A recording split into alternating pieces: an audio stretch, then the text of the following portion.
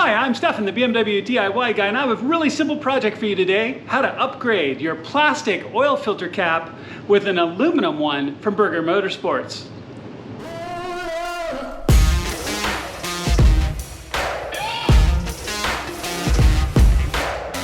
So changing your oil filter cap may seem like a fairly small thing, and it really is. This is a really quick project that's going to take you a little bit longer to show you than it is to actually do it. You just want to do it carefully and quickly, make sure you don't make a big mess. But I've never been a big fan of the cap that BMW uses over the top of your oil filter. It's plastic. If it gets hit, it could possibly break, and it also can get fragile from temperature over time. The other thing is that if you get a good metal or aluminum oil cap that goes over the top of it, it'll actually radiate heat a little bit better and actually maybe keep your oil just a little bit cooler. So is it going to make a huge difference? No. Can it make a small difference? Absolutely yes. And then also, I like being able to reinforce this one piece, because while I've never cracked or broken one, I've actually seen them break before. So I want to make sure to replace it. So let's take a look at this, show you how to do it. It's really not hard and can be done with a few simple tools.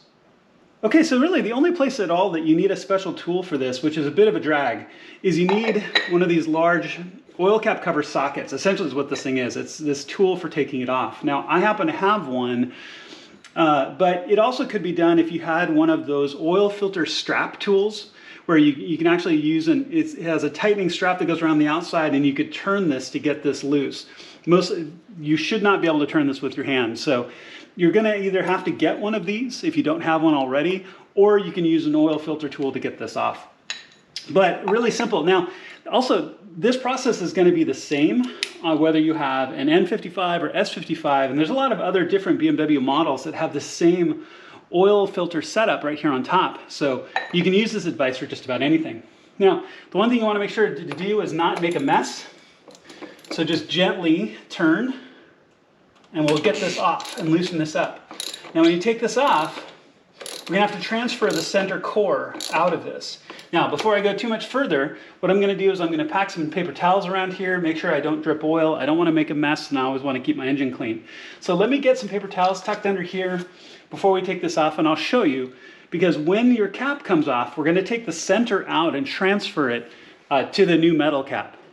Okay, so I've put some paper towels around. I don't want to get oil all over my motor. And then I've also set a little bit of paper towels right here, because when I pull this off, now this is loose, and because there's a cone in the center of this, your oil filter is going to come with it.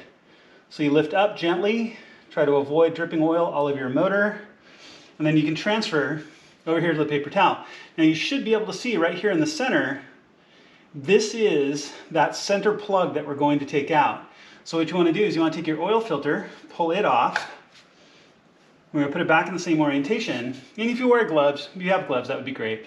Here's the center piece, right, that you're just going to take and rock off, just like that. As you just saw mine go shooting all over the motor, right?